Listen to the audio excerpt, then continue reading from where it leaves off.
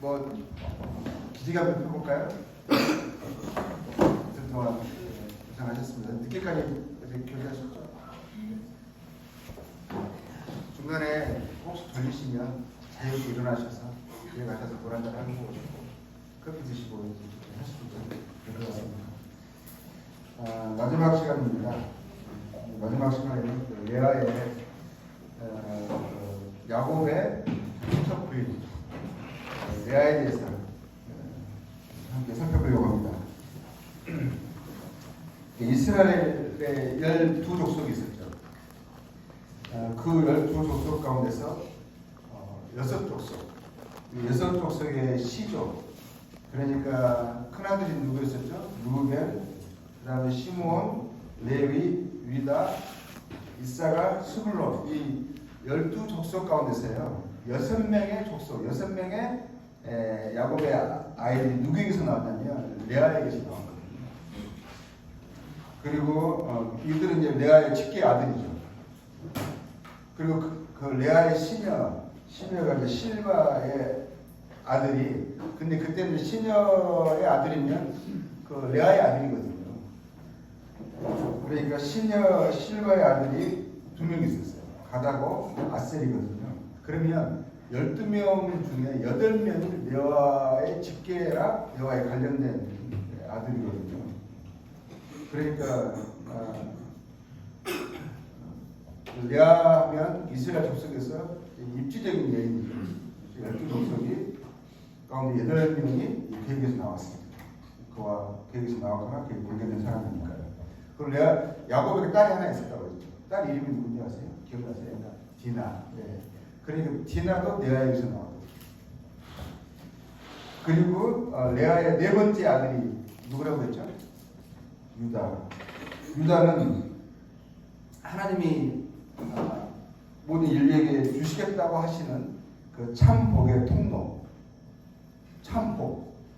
참복이 되신 그리스도가 오시는 라인이 계보이죠.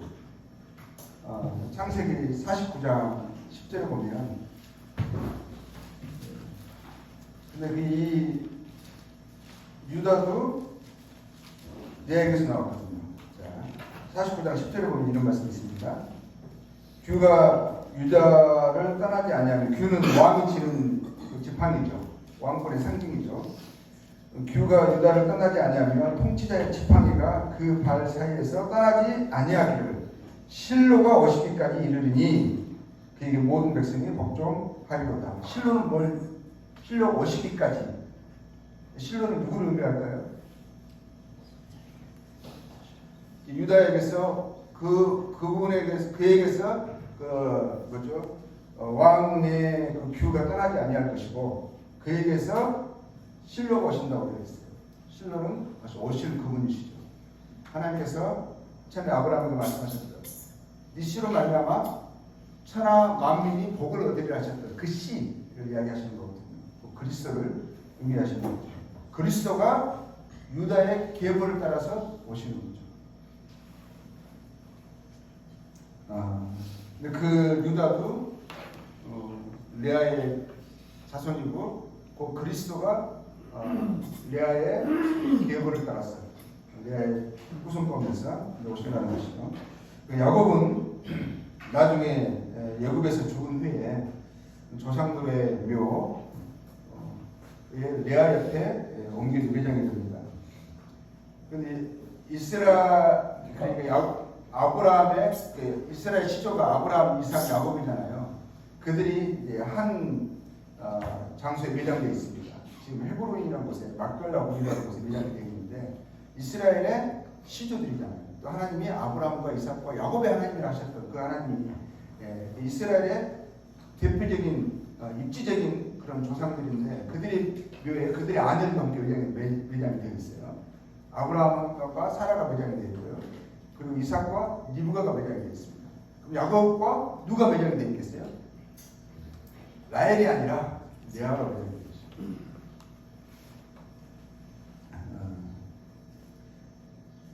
그렇죠. 자, 이것은 사라나 리브가처럼 하나님이 아브라함에게 약속하신 그 씨, 그 그리스도께서 오시는 축복의 통로로 참 어머니로 받아들였음을 시사하기도 하죠. 자, 29장 이제 우리 레아에 대해서 살펴보겠습니다. 29장 17절 보면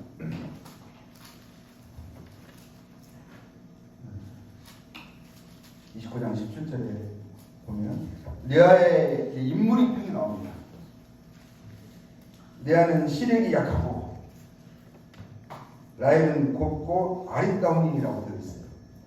시력이 약하다. 이건 눈이 약하다. 눈이 안 좋다 이런 의미가 아니거든요. 왜냐하면 라헬의 무엇과 비교되고 있죠. 곱고 아리따운 것과 비교가 되고 있어요. 그러니까 레아는 그렇지 않다는 것이거든요. 그렇지 않다는 것은 시력이 약하니라고 표현이 되어 있어요.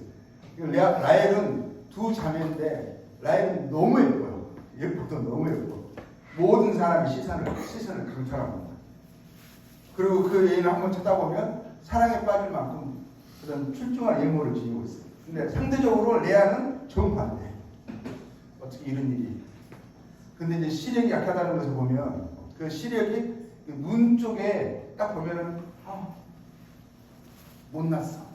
그냥 그 외모의 특징이 제가 이제 그 페르시아 민족이 있는 타지키스탄에서 살았잖아요.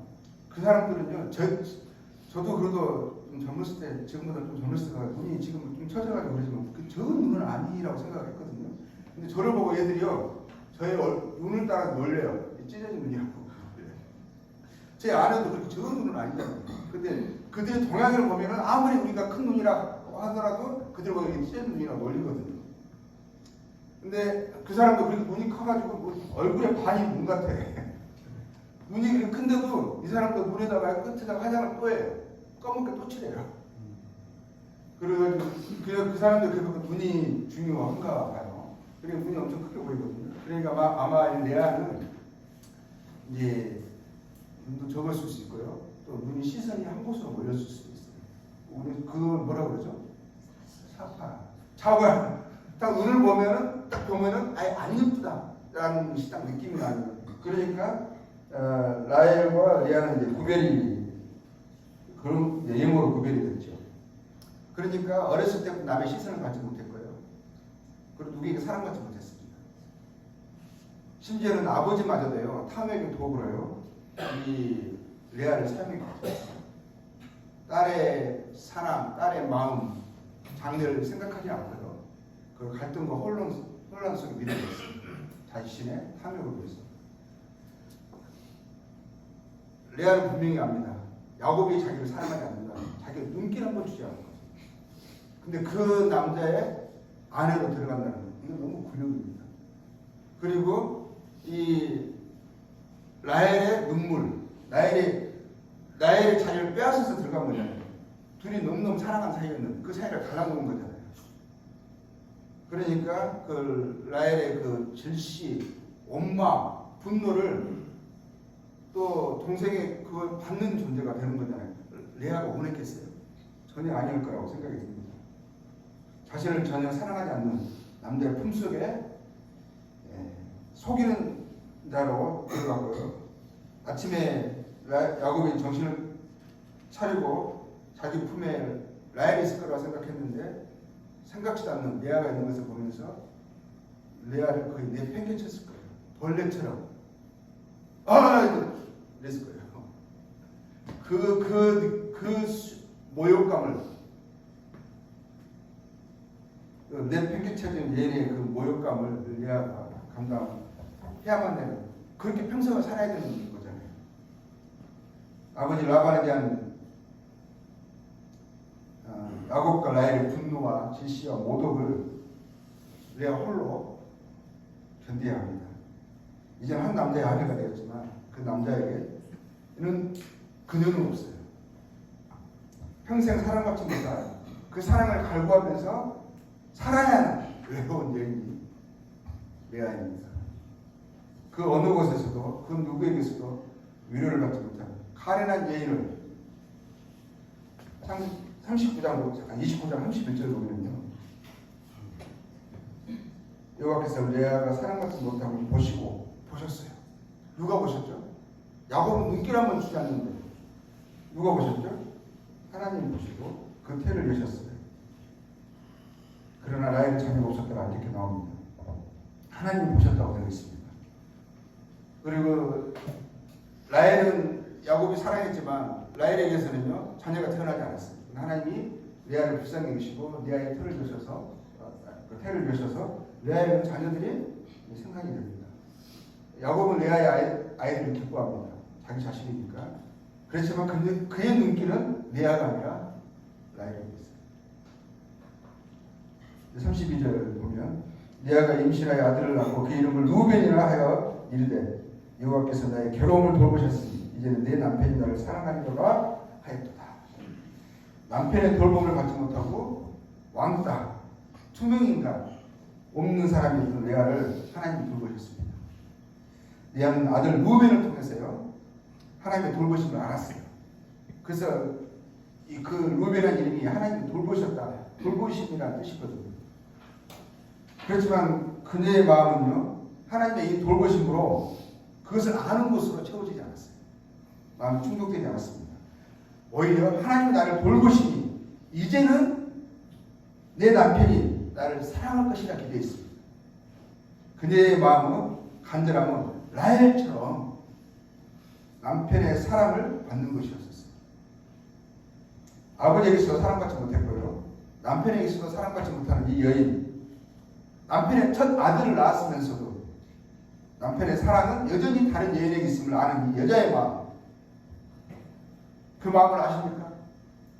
얼마나 비참하고 공허하겠어요. 짐작이 되세요? 공허한 그녀의 마음은 터진 웅덩이입니다. 항상 공허하고 메말라 있습니다. 집착하고 소망할수록요 공허는 깊어가고 갈증은 더해갑니다. 33절 보겠습니다. 그가 다시 임신하여, 아들, 임신은 참 잘하죠. 아이를 참 잘 낳습니다.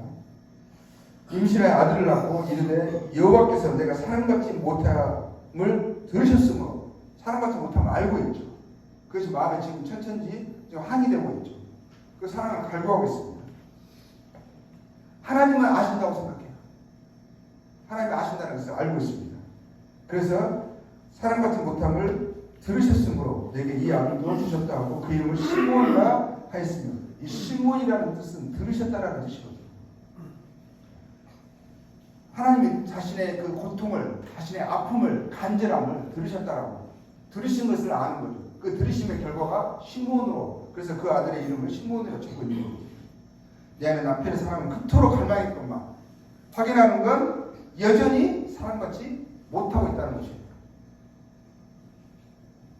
그녀의 공허, 외로움, 절망을 하나님께 그토록 하소연했지만 하나님 그녀의 기도대로 또 그 소원대로 응답해 주지 않으셨습니다. 그녀가 바라던 남편의 사랑은요 여전히 없는 그녀이지만, 그래도 그녀가 아는 것은 하나님은 자신의 괴로움을 보시고 아시고 자신의 탄식을 들으시고 응답하신다는 것입니다. 남편은 가까이 있으나 멀리 있고, 하나님은 손에 잡히지 않고 눈에 보이지 않지만 남편의 자리보다 훨씬 가까이 있어서 자신을 돌보시고 사랑하신다는 것이에요. 레아는 그래도 그것은 압니다.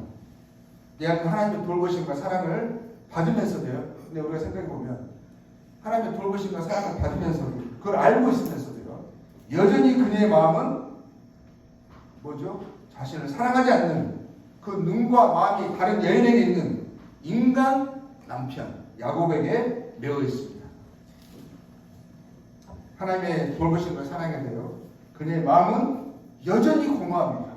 알면서도, 인식하면서도 하나님의 사랑으로, 하나님의 돌보심으로 그 마음이 채워지지가 않는 거예요.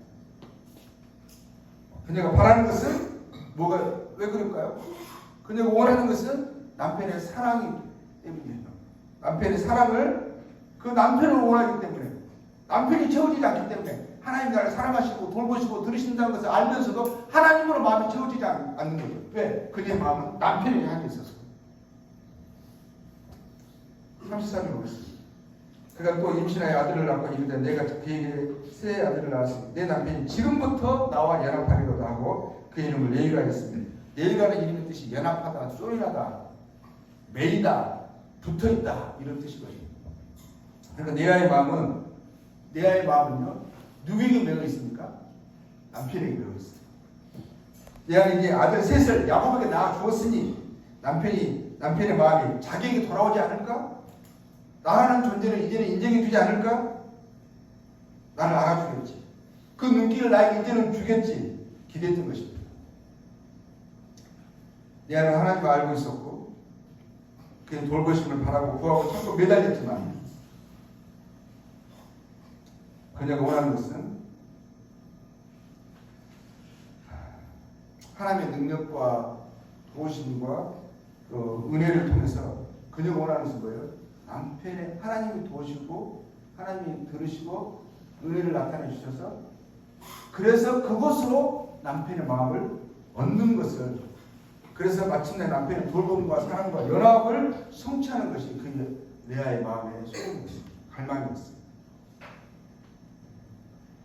남편만이 그녀의 마음을 채울 수 있었다는 것입니다. 그러나 실상은 그녀에게 봤을 때요. 실상은 누가 하나님이죠? 그 남편이 그녀의 하나님입니다. 그녀는 하나님을 높인다 했지만 실상은 그녀가 높이는 하나님은 그녀가 아닌 다른 여자, 그것도 자기 동생을 사랑하는 그녀의 것이 될 수 없는 야곱이었던 것이죠.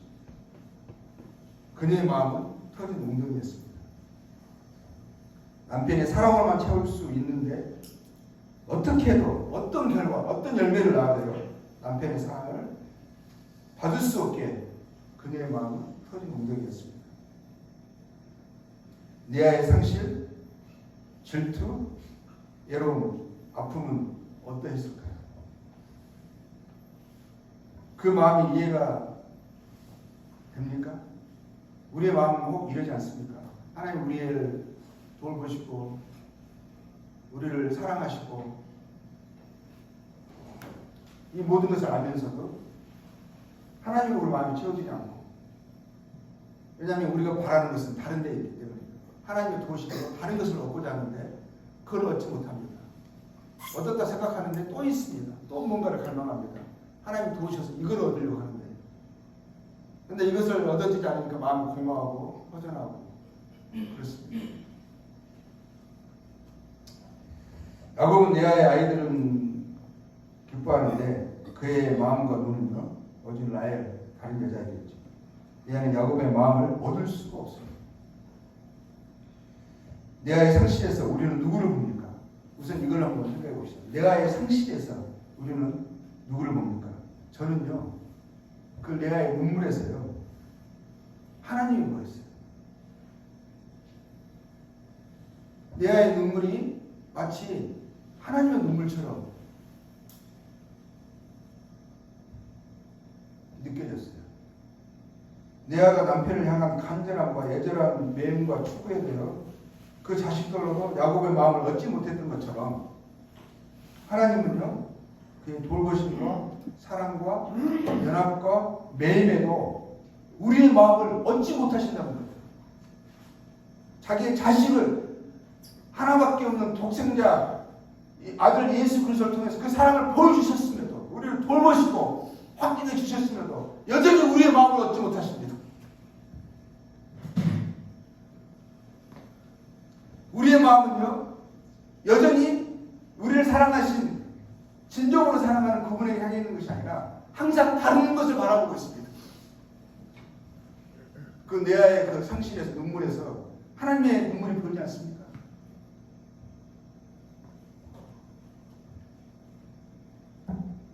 야곱을 바라보는 레아처럼 하나님은 자신이 창조하시고 위하여 죽으시기까지 하신 인생의 우리 마음을 얻지 못하십니다. 레아에게서 하나님의 상실과 아픔을 봅니다. 또한 레아에게서의 우리의 모습, 터진 웅덩이, 우상 숭배의 악함과 문제의 실체를 봅니다. 그는 하나님을 알고 그의 돌봄과 사랑과 함께 하신 연합 안에 있었음에도 그녀의 눈과 마음은 다른 것을 향해 있고 마음은 다른 것에 매여 있습니다. 하나님과 그의 돌보심과 사랑과 연합으로 그것으로 그녀의 마음이 채워지지 않는 거예요. 그녀의 눈은, 생각과 마음은 생수의 근원 되신 하나님이 아니라 터진 웅덩이 야곱에게 고정되어 있기 때문입니다. 레아에게 하나님은 그저 야곱의 사랑을 얻기 위해 돌보고 도와주는 분일 뿐인 거예요. 하나님이 누구이시든 무엇을 하셨든 무엇을 그녀에게 원하시든 레아는 그저 레아에게 그저 하나님은 야곱의 사랑을 얻기 위해 도움을 주는 분 정도이실 뿐인 거죠. 우리의 모습을 다시 한번 생각해 보면 제 모습을 또 살펴보게 됩니다. 하나님 세상에서 우리가 원하는 것을 얻기 위한 세상을 살아가는데 필요한 우리가 원하는 것을 얻는데 돕는 분으로만 여기고 있지는 않은지,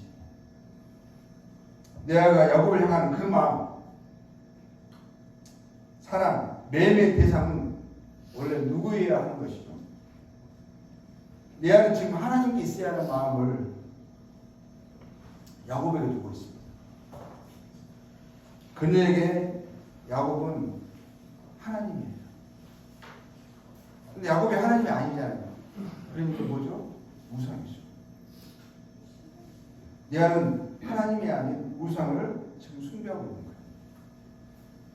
이러한 마음은 갈수록 공허해지고요, 갈증은 더 심해지고요, 삶은 갈수록 비참하고 황폐해집니다. 갈망하는 행복은, 충족은요, 기쁨은, 사랑은 갈수록 멀어집니다. 조롱과 굴욕과 비참과 후회로 끝나가는 삶이 되어가고 있습니다. 저주의 삶입니다. 정신을 차려야 합니다. 나는 정말 하나님께 연합된 자인가, 우상에게 매여있는 자인가를 분별하고 정신을 차려야 합니다. 레아는 어땠을까요? 그녀는 정신을 차렸을까요? 내가 레이를 낳고도 몰랐던 것을 넷째 유다를 낳을 때는 좀 달라집니다. 아니요, 많이 달라져요. 내 남편이 지금부터 나와 연합하리로다 기대했는데, 레이가 그거잖아요. 연합하리라고 기대했는데 여전히 레이를 낳고 그녀가 깨닫는 것은 여전히 야곱의 마음을 얻을 수 없다는 거예요.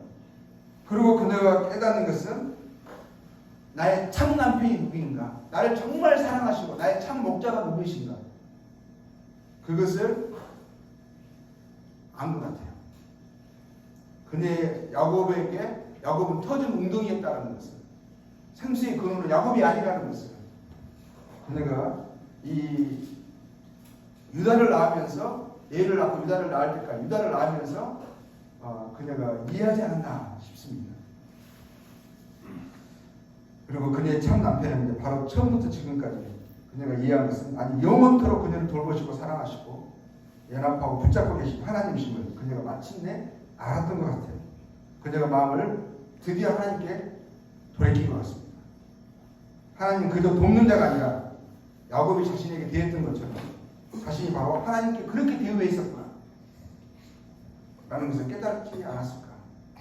그녀가 터진 웅덩이에서 생수의 그릇 되시는 하나님께로, 남편이 야곱에게서 참 남편이신, 나를 사랑하신, 나에게 매어있는 하나님께로 그 마음과 눈길을 돌이키는 것이 아닐까. 그것을 어떻게 짐작할 수 있을까요? 그 넷째 아들을 낳으면서 지었던 일임에서 짐작할 수 있을 것 같습니다. 풀시 보도록하겠습니다. 또한 그가 또 임신하여 아들을 낳고 이르되 내가 이제는 여호와를 찬송하리로다. 이로 말미암아 그가 그의 이름을 유다라 하였고 그의 출산이 멈추었더라. 저는 이 출산이 멈추었다라는 것이, 그 공허가, 갈등이 멈추었다라고 보여지는 것은, 읽혀지는 것은 왜죠? 유다를 낳고 그녀가 자신이 유다를 낳고 나서 먼저 자신이 빠져요. 자신과 남편 야곱이 빠지는 것을 보게 됩니다. 그래서 뭐가 나오죠? 여호와를 찬송하는 거예요. 자신이 부인되는 것이 보여집니다. 하나님 아닌 다른 것, 터진 웅덩이에 대한 집착이 이제는 벗겨지고 생수의 근원 되신 하나님께로 돌아서고 바라보고 하나님의 사랑과 은혜와 연합의 호수에 그 강물에 들어간 것 같아요. 레아가 유다에 이르렀을 때야 자신과 남편이 빠지고 여호와가 높아지고 여호와가 찬송을 받습니다. 그의 시선이 남편에게서 하나님께로 돌아온 것 같아요. 유다는 누구입니까? 처음에 이야기했었죠. 유다는 야곱의 마지막 축복에 나타난 그 실로가 오신다는 그의 곧 실로의 오심을 실로를 나타내고 있는 거죠. 내가 우리의 참 남편, 우리의 본체이시며 본향이시며 하나님이시며 남편이시고 영광이시고 자랑이시고 사랑이시고 바로 그리스도이십니다. 저는 레아가 그리스도를 보았다고 생각합니다. 하나님과 그의 약속에서 참 만족과 사랑과 찬송을 찾았습니다. 레아는 이제 더 이상 터진 웅덩이가 아니라 생수의 근원이신 하나님이 그녀의 돌봄이고 사랑이고 연합이고 그녀가 나중에 또 그 시녀가 아이를 낳고 또 다시 또 나중에 또 아이를 또 2명을 더 생산을 하거든요. 그래서 짓는 이름에서요. 자 이게 그 다음에 그녀의 시녀 실바의 소생이 아이를 낳는데 그 아이 이름이 가시입니다. 가시라는 이름의 뜻이요. 뭔지 아십니까? 복이라는 뜻이에요. 저는 하나님 안에 있는 복을 보지 않았을까? 그것을 연상하면서 하지 않았을까? 또 그 다음에 낳는 아들이 아셀이거든요. 아셀이 이름의 뜻은 기쁨입니다. 기쁨. 그리고 그 다음에 자신이 낳는 아들의 이름이 이사갈인데 이사갈의 이름의 뜻은 상급이라는 뜻이에요. 그리고 마지막 낳은 아들의 이름이 수블론인데 수블론은 후한 선물이에요. 주님을 나타내고 있는 것 같습니다.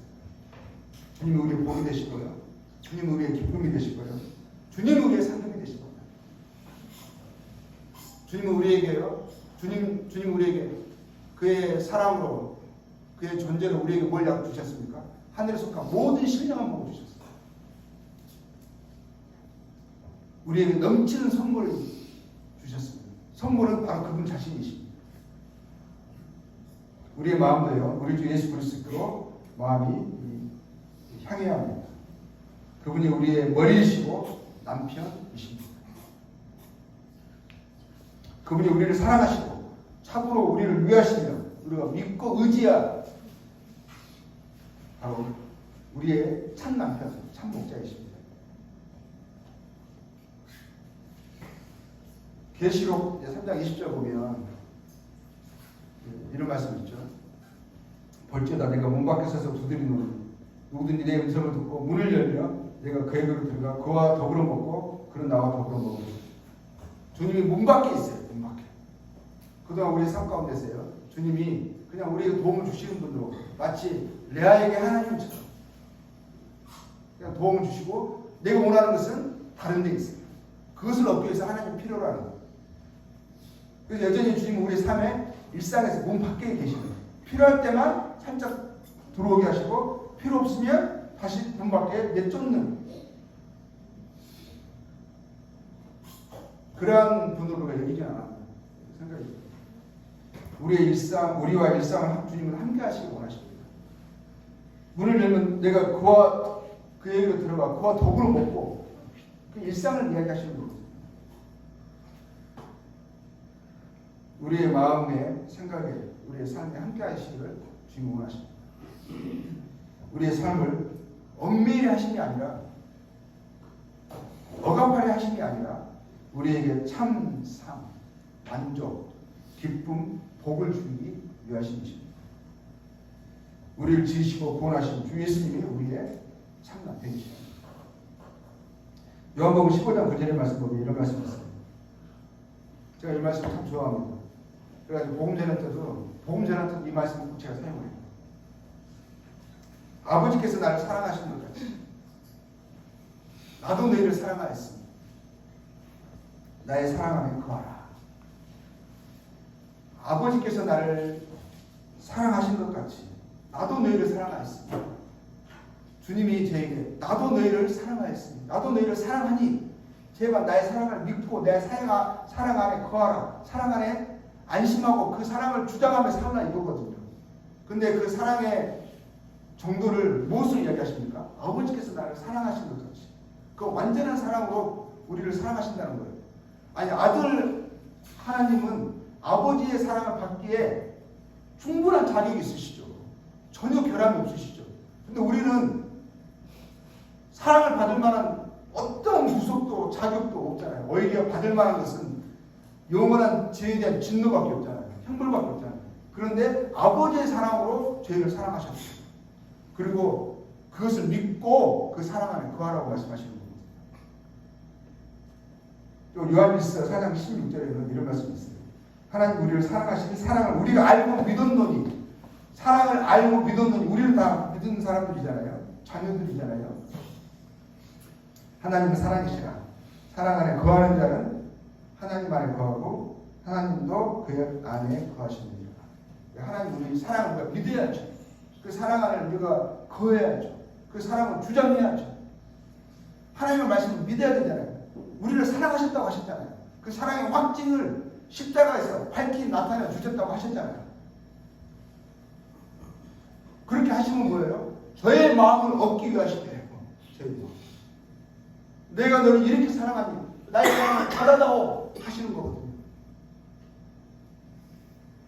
요한일서 2장 15절 17절에는 이런 말씀이 있습니다. 이 세상이나 이 세상에 있는 것들을 사랑하지 마라.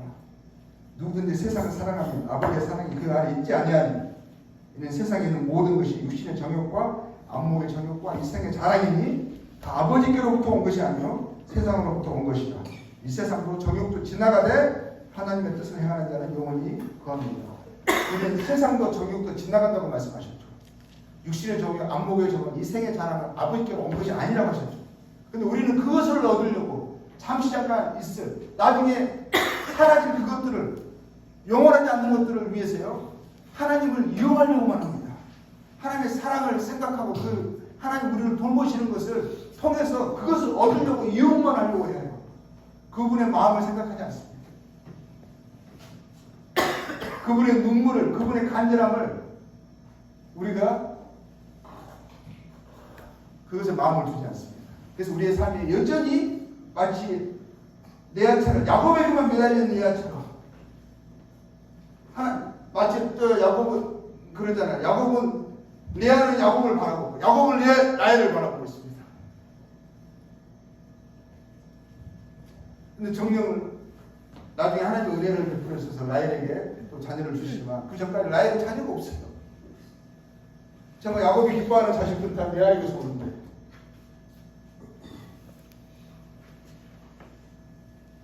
레아가 야곱을 사랑하듯이 우리가 하나님과 하나님 뜻이 아닌 잠시 있을 세상과 그에 속한 것들, 육신의 것들을 사랑해서는 안 된다고 되어 있습니다. 그것은 우리의 마음을 채울 수 없는 것들이고요. 무엇보다도 그것은 우리를 사랑하지 않습니다. 세상은 우리를 사랑하지 않아요. 주님이 말씀하셨어요. 주님은 세상을 악하다고 말씀하셨고요. 우리를 세상에서 우리를 선택하셨다고 말씀하셨어요. 그래서 세상도 우리를, 그리스도 안에 있는 우리를 좋아하지 않는다고 말씀하셨어요. 세상이 날 미워한 것처럼 너희도 미워하리라 하셨거든요. 우리를 미워하는 것을 위해서 우리가 목매달아 합니다. 세상을 그렇죠. 결국 사랑하지 않아요. 우리 마음이 주님께 가 있어야, 주님께 붙잡혀 있어야 여호와를 찬송하리라 나와 세상이 부인되어야 하는 것이거든요. 그래야 참된 복을, 참된 기쁨을 우리가 그것을 경험할 수가 있습니다. 참된 만족을 우리가 확인할 수 있는 것입니다. 그러니까 주님 아닌 다른 것들, 세상과 육신의 것들에 마음과 사랑과 집착이 강하면 강할수록요, 우리의 마음은 갈수록 공허해지고 황폐해진다는 것을 이거를 인식하셔야 돼요. 하나님과 그 사랑을 믿고 그 사랑 안에 살아야 합니다. 우리의 마음과 생각과 삶이 하나님과 그의 사랑으로 채워져야 하는 거예요. 그렇게 할 때 우리가 그토록 원했던 사랑받는 자로, 그리스도 안에서 이미 받은 영원한 복과 기쁨과 상급과 하나님의 후한 선물로 충분한 삶을 살아갈 수 있습니다. 우리가 처음에 요한일서 5장 19절 주제의 말씀 19절부터 22절까지 말씀을 가지고 우리가 이번에 수양의 주제 말씀을 정해서 했습니다. 그 말씀에서 처음에 읽었던데 뭐라고 했죠? 또 아는 것은 우리가 하나님께 속하고 우리가 하나님께 속했다는 거예요. 아는 것은 우리가 알고 있는 것이 참으로 아는 것이 아는 것을 그치지 않고 우리가 그걸 믿어야죠. 그 안에 살아야죠. 우리는 하나님께 속했대요. 그리스도로 말미암아서 하나님께 속한 자가 되었고요. 또 아는 것은 그랬거든요. 아는 것은. 아는 것은 분명히 해야죠. 아는 것은 우리로 참된 자를 알게 하신 것과 우리가 아는 그분은 참된 자예요. 참된 분이십니다. 우리가 참된 자, 그리스도 안에 있는 것이니 우리가 참된 자, 그리스도 안에 있대요. 우리가 이것을 알잖아요. 이게 믿음이잖아요. 알면 아는데 믿지 않으면 믿음이 아니죠. 알고 믿어야 되는 거거든요. 믿은 거거든요. 우리는 참된 자 안에 있습니다. 그분은 누구십니까? 참 하나님이시고요. 영생이시라. 자녀들아 내 자신을 지켜 우상에게서 멀리 하라 하셨습니다. 우리는 알았습니다. 우리는 압니다. 우리는 하나님께 속한 자들입니다. 우리는 예수 그리스도 안에 있습니다. 그분은 참된 자이십니다. 참 하나님이시고 우리의 영생, 우리의 생명이십니다. 우리는 영생을 가진 자입니다. 영원히 사는 자들입니다. 죽어도 다시 살고 우리는 영원히 삽니다. 우리는 하나님의 생명, 그리스도의 생명을 가진 자들이고 그와 함께 영생을 그 영광을 누리며 살게 될 그러한 복된 자들입니다. 우리가 전에는 하나님에 대해 죽었던 자들이잖아요. 하나님 아닌 거짓 것들에 거짓 신들에 속아서 혼돈과 공허와 흑암 가운데 살던 자들이고 그래서 죽었던 자들이었습니다. 하나님에 대해 죽었던 영원한 멸망이 확증되고 운명된 어둠의 자식, 진노의 자식들이었죠. 그런데 참 하나님 안에 있는 산자들이 되었습니다. 비록 우리의 생명, 영생이 죽을 육체 안에 아직은 살아가지만 육체가 낡아지고 망가지는 그때에 우리의 생명은 걔에 맞는 우리 생명의 본질에 맞는 영원한 부활의 몸을 입을 것입니다. 그때까지 우리는 이 육체 안에, 이 세상 안에 살아야 합니다. 그러나 참 하나님 안에 있는 산자들인 우리가 죽은 자처럼 살아서는 안 되겠습니다. 여전히 혼돈과 공허와 깊은 흑암에 머물러서는 안 되겠습니다. 하나님 아닌 것들에 여전히 종로해서는 안 되겠습니다. 우리 자신을 지켜야겠습니다. 거짓 것들이 우리의 마음을 차지하고 우리의 삶을 혼미하게 하도록 내버려 둬서는 결코 안 되겠습니다.